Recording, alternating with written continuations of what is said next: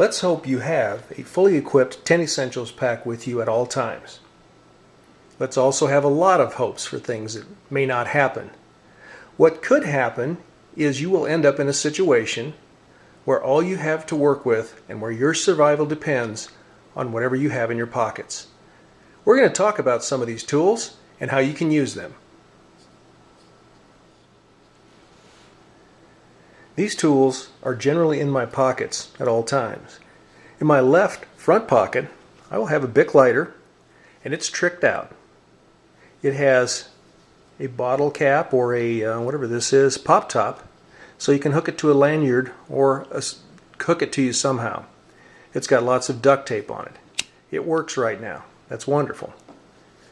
I always carry some chapstick or something like that, some sort of lip balm, and what I will typically do is wrap a piece of bright tape on it and put either a pop top or a paper clip or something like that on there. You want to be able to hook all your materials to you.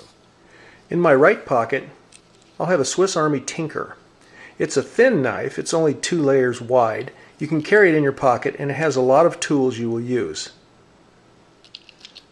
On my belt, I'll have this plain old belt clip of some sort. It makes it easy to attach all of this to it. This is the survivalcommonsense.com Keyring Survival Kit. I've been carrying this one for a long time, as you can see. It's getting kind of a little worn around the edges, but all the tools on it have proven themselves over a long period of time. A whistle is where I start. It doesn't have a P in it, so it's not going to freeze. If any of you saw the Titanic, you'll realize that our heroine would not have made it while she was floating in the ocean if she wouldn't have had a whistle with her. I always carry a Swiss Army Classic. Now I'm going to do a post on this anyway, but let me say very briefly, this is the type of knife you'll look at and say, well, it's so tiny, what good can it be? And after you've carried one for a while, you'll say, how did I ever get along without it? It's got a lot of tools you will use. The next tool is a plain old Keyring Flashlight LED. But this one's kind of special. I had to look a long time to find it. It won't turn on when you squeeze it. That means you won't sit on it, you won't crush it into something in your pack, and it won't turn on without you knowing about it. You have to light it like this. And then it stays on by itself. This is very valuable in a survival situation.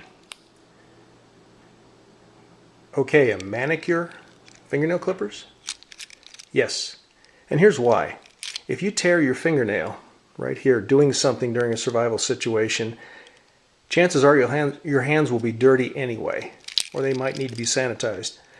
You need to be able to trim those fingernails so that you don't have a fingernail rip off and cause some sort of a wound.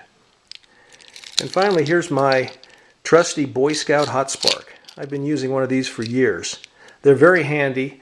It's used as a ferro rod for starting fires, and we'll talk more about that later. And then finally, I have a clip here, and this is used for attaching it to your other keys or to a belt loop or something like that.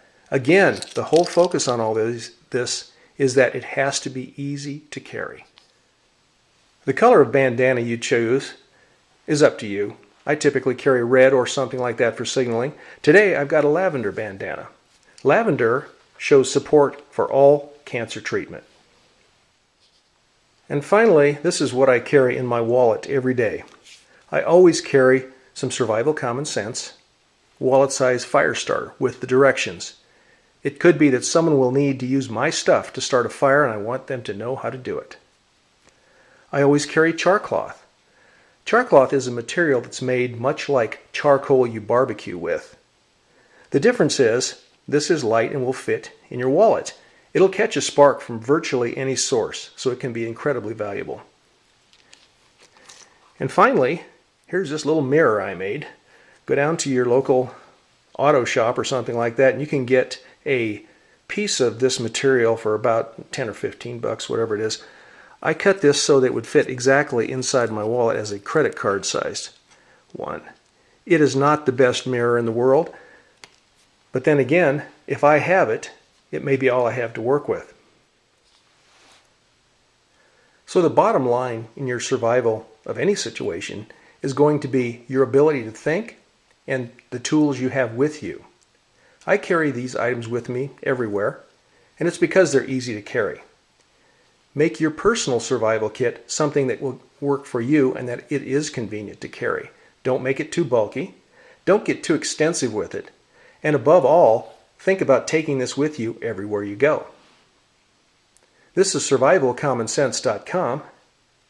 Thanks for watching.